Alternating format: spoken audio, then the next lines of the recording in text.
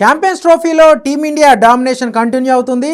తన జైత్రయాత్రను కొనసాగిస్తూ వరుసగా రెండో విజయాన్ని అందుకుంది. అది కూడా సూపర్ సండే, బ్లాక్ బస్టర్ సండేలో ఒక చిరకాల ప్రత్యర్థి మీద ఒక మెగా విక్టరీని అందుకుంది టీమిండియా పాకిస్తాన్ మీద.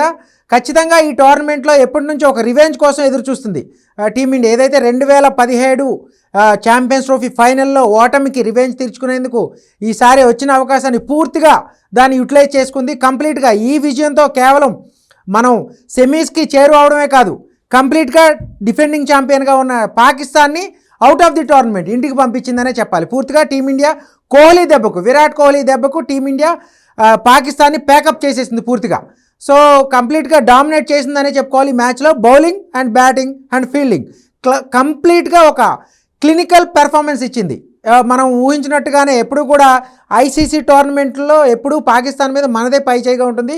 కానీ ఛాంపియన్స్ ట్రోఫీలో మాత్రం ఒక మ్యాచ్ గెలిచి వాళ్ళది లీడ్గా ఉన్నప్పటికీ కూడా 2017 ఓటమి తర్వాత ఈరోజు వచ్చిన అవకాశాన్ని పూర్తిగా సద్వినియోగం చేసుకుంటూ కంప్లీట్గా విక్టరీ కొట్టింది. బౌలింగ్లో కుల్దీప్ యాదవ్ అలాగే Hardik Pandya key role play చేస్తే, బ్యాటింగ్లో మనం ఎప్పటి నుంచో ఇండియన్ క్రికెట్ ఫ్యాన్స్ ఎదురు చూస్తున్నారు విరాట్ కోహ్లీ సెంచరీ కోసం. అంటే ఫామ్ కోల్పోయి దాదాపు ఏడాది అయిపోయింది. రీసెంట్గా ఆస్ట్రేలియా టూర్లో పెర్త్ వేదికగా సెంచరీ చేసినప్పటికి కూడా అంతకుముందు కొన్ని మ్యాచ్ల్లో, రీసెంట్గా జరిగిన మ్యాచ్లో ఇంగ్లాండ్తో వన్డే సిరీస్లో అంటే టచ్లోకి వచ్చినా కానీ పూర్తి స్థాయి కోహ్లీని మాత్రం మనం చూడలేకపోతున్నాం.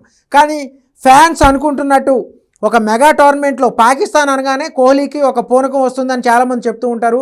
సో ఆ డామినేషన్ని కంటిన్యూ చేశాడు విరాట్ కోహ్లీ. సెంచరీతో ఏదైతే తన మీద వస్తున్న విమర్శలకు చెక్ పెడుతూ టీమిండియాని సెమీస్ రేస్కి దాదాపుగా ఖాయం చేశాడు. సెమీస్ బెర్త్ దాదాపుగా, అంటే ఎందుకంటే గ్రూప్ ఏలో ప్రస్తుతం 2 విజయాలతో టాప్ ప్లేస్లో ఉంది టీమిండియా. దాదాపుగా ఖాయమైనట్టే చెప్పుకోవాలి.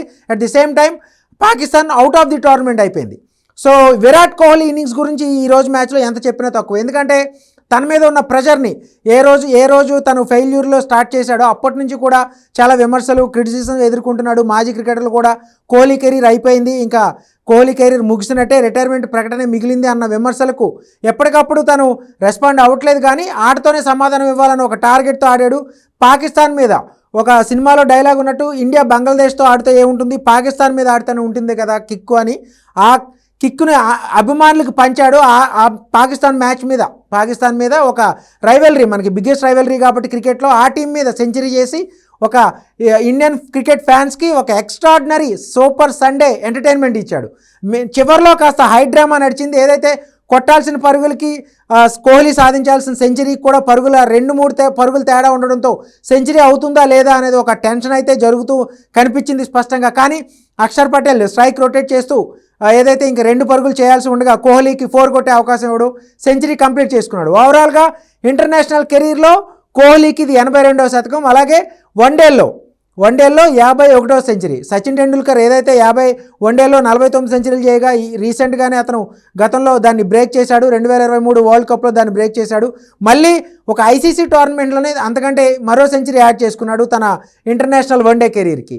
ఒక విధంగా క్లినికల్ పెర్ఫార్మెన్స్ ఇచ్చిందనే చెప్పాలి టీమిండియా. అటు బౌలింగ్ ఇటు బ్యాటింగ్ కంప్లీట్గా డామినేట్ చేస్తూ ఈరోజు మ్యాచ్లో శ్రేయస్ అయ్యర్ కూడా ఒక ఎక్స్ట్రాడినరీ ఇన్నింగ్స్ ఆడాడు, ఒక హాఫ్ సెంచరీ నాక్ చేశాడు. అలాగే గిల్ కూడా 46 రన్స్.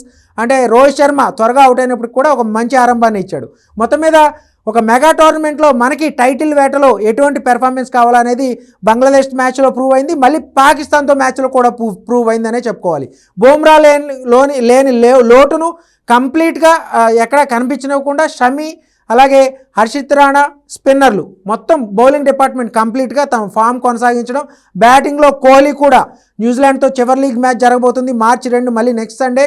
సో ఎక్కడా కూడా అంటే మన టీమిండియా బ్యాటర్లకి ఇది ఒక టోర్నమెంట్ ఫైనల్కి, సెమీస్ ఫైనల్కి ముందు ఒక లీగ్ మ్యాచ్లో తన ఫామ్ కంటిన్యూ చేసుకోవడానికి ఖచ్చితంగా ఇది ఒక వేదికగా ఈ పాకిస్తాన్ మ్యాచ్ యూజ్ చేసుకున్నారు. కోహ్లీ ఫామ్లోకి రావడం ఖచ్చితంగా నెక్స్ట్ మిగిలిన టీంలకి ఒక డేంజర్ బెట్స్ లాగానే చెప్పుకోవాలి.